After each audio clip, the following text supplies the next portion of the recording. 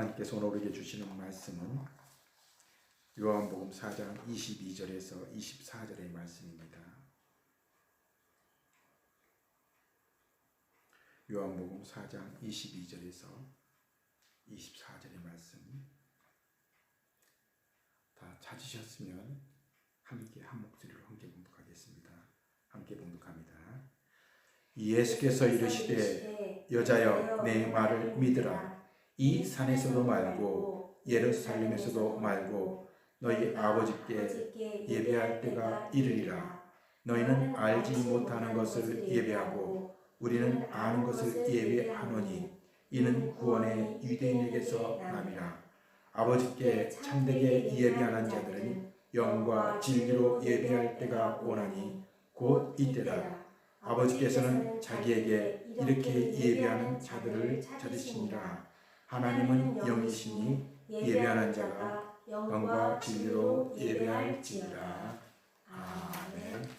할렐루야. 하나님의 축복과 사랑이 여러분들과 여러분의 가정이 함께 하시기를 주님의 이름으로 축원합니다. 이제 옆에 분과 좀 인사를 나눠주시기 바랍니다. 신령과 진정으로 예배를 드리자.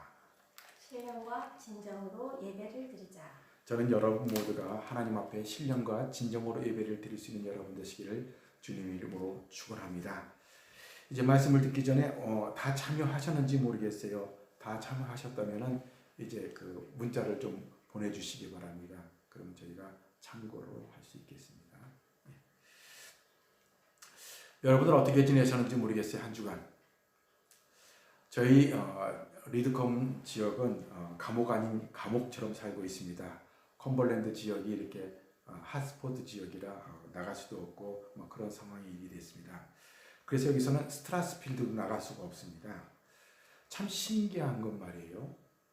스트라스필드를 보통 잘 안 나갔습니다. 나갈 일도 별로 없었고요. 근데 이 못 나간다고 하니까 왠지 모르게 가고 싶은 거예요. 그리고 막상 갈 수 없는 것과 갈 수 없는데 못 가는 것과 안 가고 싶어서 못 가는 것과는 다른 것 같아요. 막상 갈 수 없다고 하니까 가고 싶고 가지 못하니까 마음속에 뭐냐면 답답함이 느껴집니다. 사실 리드컴 지역 포함된 이 컴벌랜드 지역이 컴벌랜드 카운슬이 보통 적은 게 아니죠. 굉장히 큰 건데 왠지 모르게 적어 보이고 답답해 보이는 거예요. 더 답답한 것은 뭐냐면 이 답답한 곳이 이제 가게의 문을 많이 닫았습니다. 그래서 경제적인 손실뿐이 아니라 저희들에게 불편한 게 참 많아요. 그 중에 하나가 이 미장원을 문 닫은 거예요. 제가 머리를 깎으려고 4주 정도 기다렸다가 머리를 깎으려고 했는데 문제는 그때 록다운이 되면서요. 머리를 못 깎았어요. 몇 주 동안 못 깎게 되냐면 7주 정도는 못 깎게 됩니다. 제 머리는 7주 정도 못 깎게 되면 완전히 그냥 그 머리가 산발이 돼가지고 보기가 흉해요. 근데 어떻습니까? 제 머리. 여러분 미리 보낸 사진 보셨는지 모르겠어요. 안 보냈어요. 제 옆에 한번 보세요. 보시고. 여기 있잖아요. 여기에요. 네, 이렇게 해서 한번 보세요. 보셨어요? 제 머리? 나왔어요? 예, 잘 보이네요. 안 나왔는데? 됐어요. 머리를 잘 보셨는지 모르겠어요. 이 머리가 아주 잘 깎았습니다. 근데 이 머리가요, 보통 머리가 아니라 전 세계에 보내진 머리입니다.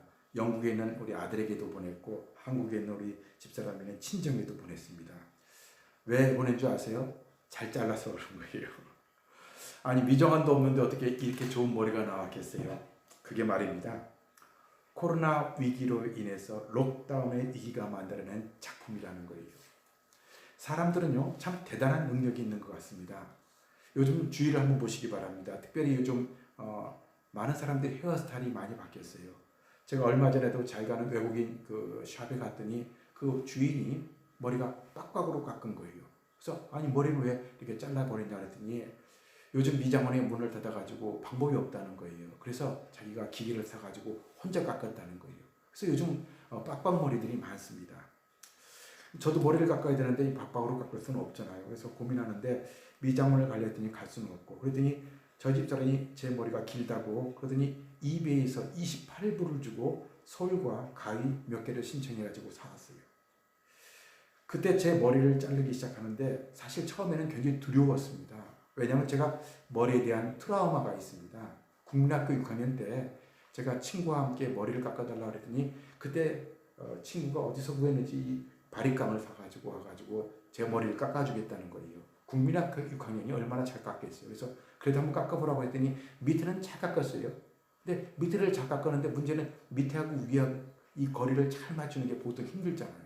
그러니까 제가 그럼 조금 더 위 깎아, 조금 뒤 깎아 그러다가 어떻게 머리를 완전히 그냥 빡빡으로 만들어 버렸어요. 근데 빡빡 정도가 문제가 아니라 여러분 백구라는 거 들어보셨어요?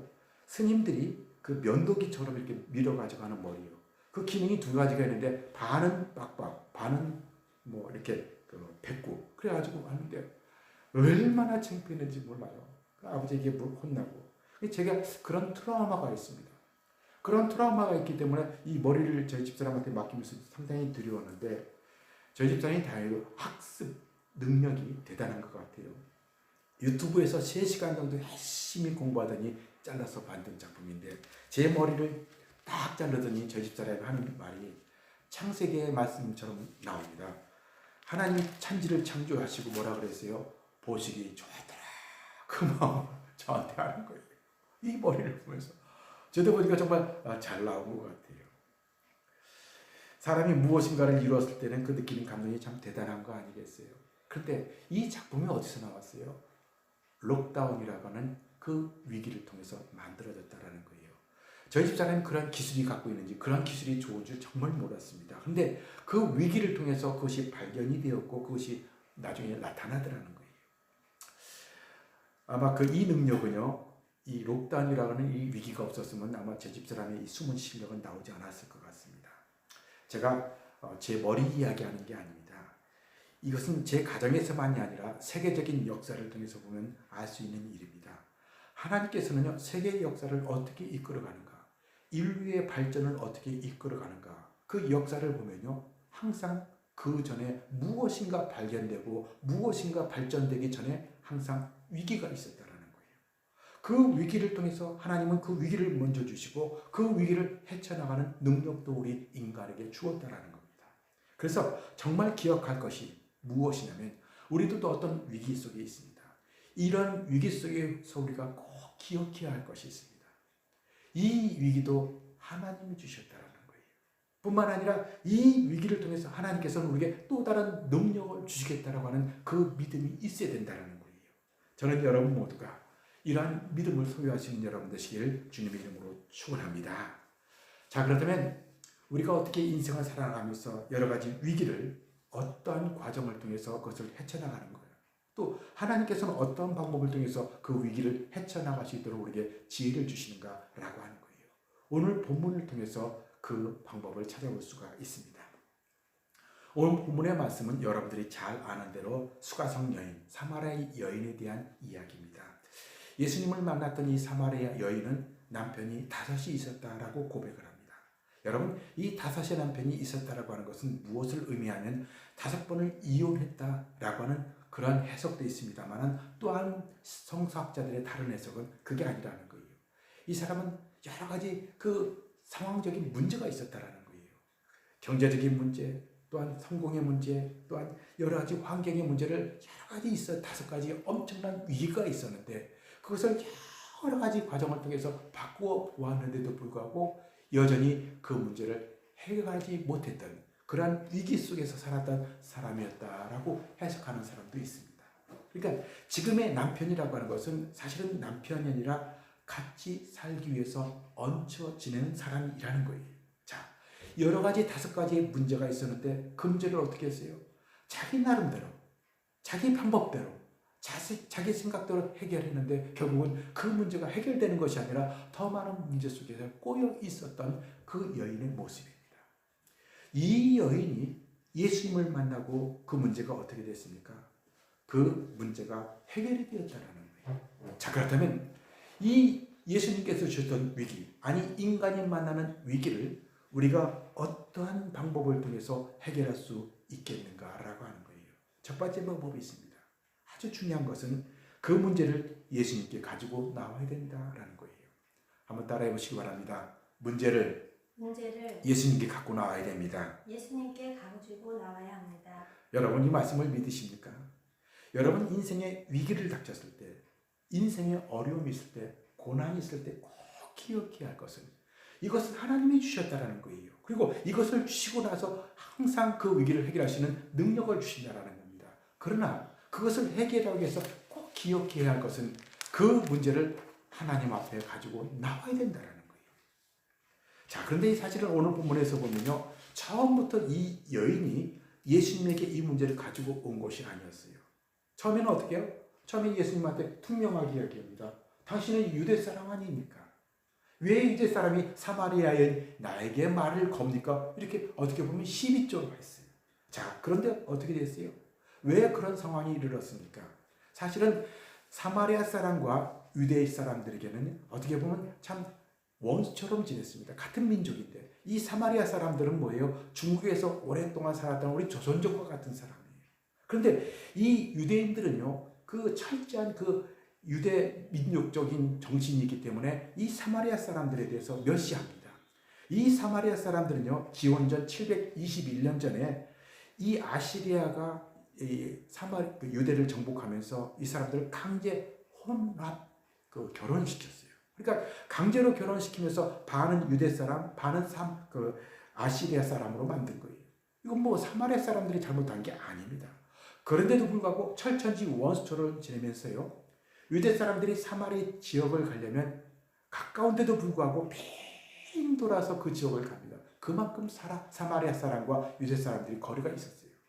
그런 상황에서 예수님이 사마리아 여인에게 이 말을 건넸을 때 사마리아 여인은 그 말을 받아들이기 쉽지 않았다라는 거예요. 그런데 지금 어떻게 하고 있어요? 그 여러 가지 상황이 있었는데 예수님께서 말을 몇 번 건넨 뒤에 예수님이 범상치 않은 사람인 것을 깨달았습니다.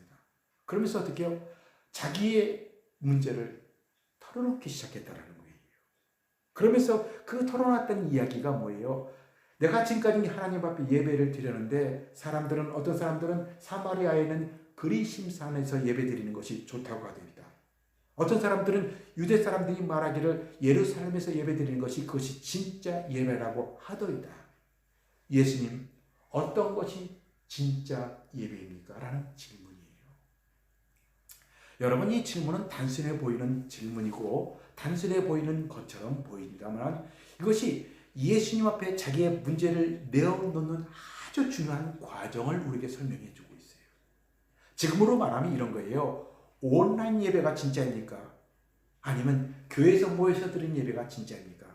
여러분들은 어떤 게 진짜라고 생각하십니까? 예수님께서의 대답은 참 대단한 질문하십니다. 거기에 대한 정확한 대답을 해주셔요. 그것은 옛날에 드렸던 그 그리심산이라 혹은 그 예루살렘에서 드렸던 예배나 그것이 중요한 것이 아니다라는 거예요. 그러면서 어떻게 해요? 가장 중요한 말씀, 위대한 말씀을 합니다. 너희들이 하나님 앞에 예배할 때가 오나니 어떻게 해요? 신령과 진정으로 예배할지니라. 이 말씀을 하신 거예요. 근데 이 말씀을 들었던 이 여인은 이 말씀을 듣고 어떻게 해요? 그 모든 문제가 해결이 되었습니다. 그래서 뛸 듯이 기뻐하면서 그 고향에 가서 동네에 가서 자랑을 한 거예요. 자, 그렇다면 이게 뭐 대단한 문제라고 예수님께서 이 질문과 이 대답이 왜 이렇게 중요한 거냐는 거예요. 여러분, 이거에 우리 중요한 해답이 있습니다. 이 상담학에서는 이런 얘기를 보통 뭐라고 말하냐면은 상담학에서는 사람들이 대화하는 과정에 몇 가지 과정이 거친다는 거예요. 첫째는 입으로만 한 대화라는 거예요. 그냥 영혼 없이 대답하는 거죠. 어디 가요? 저기 가요. 롯데리 어디예요? 롯데리 저기입니다. 레디콤이 어디요? 대답하는, 아무런 감정도 없이 그냥 대답하는 그런 얘기가 있고요. 조금 깊이 있게 들어가다 보면 어떤 대답이 있어요? 마음으로 대화하는 대화가 있다 그래요. 말로 입술로만 하는 게 아니라 마음과 마음으로 대화하는 것이 참 중요해요. 사람이 살아가는 데는 이게 참 얼마나 중요한지 모릅니다. 그래서 사람들이 정말 힘들면 돈을 주고 상담가를 찾아가는 거 아니에요. 그래서 속에 있는 얘기를 다 틀어놓는 거예요. 이것을 다른 말로 말하면 카타르시스라고 합니다. 그래서 속에 나를 힘들게 하고 나를 스트레스 주게 하고 가졌던 그 내적인 그런 잠재적인 모든 어려움들을 토해내는 거예요. 이 토해내는 첫 번째 과정이 그것을 바깥으로 드러내야 된다는 거예요. 자, 그런데 문제는 여기에 참 많은 문제가 있다는 거예요. 내 속에 있는 것을 털어놓는 것 시원한데 이 잘못 털어놔가지고 문제되는 경우가 얼마나 많이 있습니까? 저희 동기들 가운데 한 사람이 이제 그런 고백을 합니다. 자기가 지금도 평생 후회하는 게 있습니다. 그게 뭔가 했더니 이 젊은 신학도 참 예수 믿고 막 그 사명감에 불타가지고 기도회를 하는데 그 기도회 가운데 어떤 이야기가 있었냐면 이제 자기의 죄를 고백하는 시간 갑시다. 이게 분위기가 뭐 이렇게 막 들떠 있으니까 막 하면서 기도하고 회개하고 막 그래서 용서받고 하는 그런 과정을 갖고 있어요. 그런데 문제는 그때 이 순수했던 신앙에 자기가 내어놓으면 안 되는 이야기까지 거기서 털어놓은 거예요. 그리고 그때는 은혜 받고 같이 기도하고 막 서로 기도했다고 하는데 문제는 그 기도한 내용이 말이에요. 전 학생들한테 다 퍼져버렸어요. 우리 목사한테 사분들한테. 우리 전 학생들이 전부 다 그걸 다 지금도 알게 됩니다. 그러면서 그분이 얘기가 그때 내가 얘기한 것 때문에 지금도 후회한다라는 거예요. 여러분 무엇을 말씀하고 있어요? 우리가 속에 있는 얘기를 누군가 털어놓고 이야기하고 싶은데 정말 털어놓아야 되는데 문제는 우리 사람과 사람끼리 얘기하다 보면 그걸 털어놓다 보면 그것이 때로는 더 큰 문제를 만들어낸다라는 것이. 근데 오늘 본문을 통해서 예수님과 이 여인을 통해서 어떤 과정이 일어나요? 그 여인이 고려놨던 어떤 예배가 중요합니까? 그리심산입니까? 아니면 예루살렘 예배입니까? 이게 아니었어요. 이 여인은 자기의 모든 문제를 털어놓고 싶은데 내 속에는 이 아픔을 누구한테 얘기하고 싶은데 하나님이 어디 계시냐는 거예요. 누구에게 얘기해야 되냐는 거예요. 그것을 얘기하지 못하고 고민하던 채에 그 예배를 얘기했을 때 예수님께서 뭐라고 말씀하셨어요? 신령과 진정으로 예배 드릴지니라. 이 신령과 진정으로 예배 드릴지니라 라고 하는 것은 어떻게 보면 우리가 대화를 할 때 속에 있는 것을 입으로만 얘기해야 되는 것이 있고 또 속에 있는 것을 막 털어놓아서 카타르시스를 해야 되는데 이것은 사람에게 보내는 것은 한계가 있다는 거예요. 이 다음 과정이 있는데 이 다음 과정은 무엇이냐? 바로 영으로 대화하는 게 있다는 거예요. 여러분 영적으로 대화한다는 것은 무엇이에요? 사람과 사람끼리 얘기하는 마음으로 털어놓는 것보다 더 중요한 것이 있습니다. 그것이 내 속에 잠재되어 있는 모든 죄악과 문제점을 털어놓을 수 있다는 거예요. 누구에게요? 하나님에게. 언제요? 신령과 진정으로 드려지는 예배를 통해서 이러한 축복이 우리에게 임할 수 있다는 거예요. 이 여인이 그것을 깨달은 거예요. 여러분 이것을 언제 깨달았어요? 이 여인이 깨달은 것은 바로 위기라고 하는 그 어려움을 통해서 깨달았다라고 하는 것이. 그래서 이 여인은 위기를 통해서 주님을 만나게 됐습니다. 은혜를 체험하게 되었습니다. 그러면서 예배 드리는 패턴이 달라졌어요. 그 예배 드리는 모습이 어떻게 달라졌어요? 그때부터는 속에서 우러나오는 진정한 마음으로 하나님 앞에 예배를 드릴 수 있게 되었다는 겁니다. 저는 여러분 모두가 지금 우리가 당하고 있는 이 위기를 통해서 하나님을 만날 수 있는 그런 축복이 여러분들에게 있어지기를 바랍니다.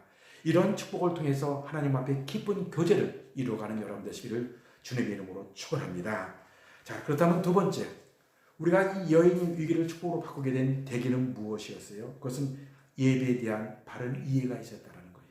한번 따라해 보시기 바랍니다. 예배에 대한 바른 이해가 있었습니다. 바른 이해가 있었습니다. 어떤 이해가 있었다고요? 예배에 대한 바른 이해가 있었다는 거예요. 자, 이 여인이 고민했던 것은 무엇이에요? 하나님 앞에 예배를 드렸습니다. 지금까지 안 드린 것이 아니었어요. 그런데 그 예배를 드렸음에도 불구하고 은혜가 되지 않았다라는 거예요. 그 이유를 몰랐습니다. 여러분 우리가 예배를 오랫동안 드리고 어떤 사람들은 몇십 년의 신앙생활을 했습니다. 그럼에도 불구하고 예배를 드릴 때 은혜를 받지 못하는 때가 있어요. 근데 그 이유를 모른다라는 거예요. 왜냐하면 사람들이 오해했습니다. 오랫동안 그렇게 해오다 보니 그것이 정말 맞는 예배로 형식화되었기 때문이라는 거예요. 그러면서 하는 얘기가 뭐예요? 사실은 오늘 그 말씀을요, 스데반 집사가 그 얘기를 들었습니다. 이 말씀을 들으면서 그 사도행전 7장에 보면 예배에 대한 바른 이해를 합니다. 순교를 당하면서 죽어가는 과정에서 설명을 하게 되는데 그 설명이 뭐예요? 하나님은 어떤 성전 건물 안에 갇혀 있지 않더라는 거예요. 아브라함과 함께 하셨고, 또 요셉이 팔려나갈 때 요셉과 함께 하셨고, 이스라엘 백성들이 그 광야에서 고생할 때 거기에 함께 하셨다는 거예요. 그 예수님이 하나님이 함께 하셨던 그때가 언제였냐면 건물이 아니라 그들이 위기를 당하고 힘들고 고난 가운데 있을 때 하나님이 함께 하셨다라고 하는 핵심입니다. 여러분, 위기는요, 우리를 통해서 무엇을 만들어주냐면 하나님 앞에 가까이 갈 수 있는 그런 계기를 만들어줍니다. 그러면서 무엇이 바뀌어야 돼요? 예배에 대한 개념이 바뀌어야 된다는 거예요. 여러분, 이스라엘 백성들이 드렸던 예배는 뭔 줄 아세요? 얼마나 정성을 다했는지 모릅니다. 그 옛날 차도 없는 시대에 어떻게 예루살렘까지 오기 위해서 1년에 한 번 정도는 걸어서 어떤 사람이 일주일, 어떤 사람 한 달 동안 거기 와서 예배를 드리는 거예요. 여러분, 정성으로 말하면 이 예루살렘 예배가 얼마나 많은 정성이 들어갔겠어요. 그런데 뭐라고 얘기하고 있어요? 예수님은 그런 예배 가운데 하나님이 계시지 않다라는 거예요. 그럼 뭐가 문제예요? 정성이 있는데도 불구하고, 정성을 다 했는데도 불구하고 왜 문제가 되냐는 거예요. 형식적인 예배입니다. 이 형식적인 예배는 얼마나 무서운 건지 몰라요. 현대인들의 그 형식적인 예배는 뭔 줄 아세요? 많은 사람들이 교회 신앙생활을 하다 신앙생활을 떠날 때가, 교회를 떠날 때가 있어요. 10년, 20년 동안 열심히 봉사해서 장로가 될 줄 알았더니 장로가 안 된 거예요. 권사가 안 된 거예요. 그리고 나서 교회를 떠났는데 말로는 그 절대 장로가 안 돼서 떠난다고 하지 않습니다. 직장 때문에, 자녀 교육 때문에 어쩔 수 없이 떠난다고 하죠. 이분들의 정성은 얼마나 되는 줄 아세요? 장로가 되기 위해서, 권사가 되기 위해서 얼마나 열심히 봉사하고 얼마나 많은 예배를 드리는지 모릅니다. 어떻게 보면 유대 사람들이 드렸던 그 정성 어린 그 예배, 한 달, 두 달 동안 와가지고 드렸던 그 예배보다 더 많은 정성, 온 일생을 바쳐서 드렸던 예배에 이르는지도 모릅니다. 그런데 정말 그 가운데 하나님이 함께 하셨나라고 하는 거예요. 사실 오늘 우리가 드려지는 이 온라인 예배는요, 정말 볼품없는 예배입니다. 성가대도 없고 아무것도 없어요. 그런데 정말 저는 이 예배를 통해서 하나님 앞에 간절히 기도했던 것 하나는, 비록 우리가 함께 예배드리지 못하지만, 성전에서 예배드리지 못하지만 신령과 진정으로 드리는 예배가 되기를 원합니다 라는 마음으로 준비를 해야 돼요. 하나님께서 은혜를 주시는 거예요. 어떻게 하면 이 온라인 예배가 정말 신령과 진정으로 드려지는 예배가 되는가? 바로 예배에 대한 본질을 깨닫는 것입니다. 하나님이 함께 하시는 예배. 그 예배라는 것은 도대체 무엇인가? 내 속에 있는 모든 문제를 하나님과 진정으로 토론하고 토하고, 그러면서 하나님이 주시는 은혜를 체험하는 예배가 될 때 그것이 진정한 살아있는 예배가 되더라라는 것입니다. 이것은 다른 말로 뭐라고 말합니까? 기도라고 합니다. 하나님 앞에 기도를 드리는데 입으로 하는 기도가 아니라 영으로 드려지는 기도예요.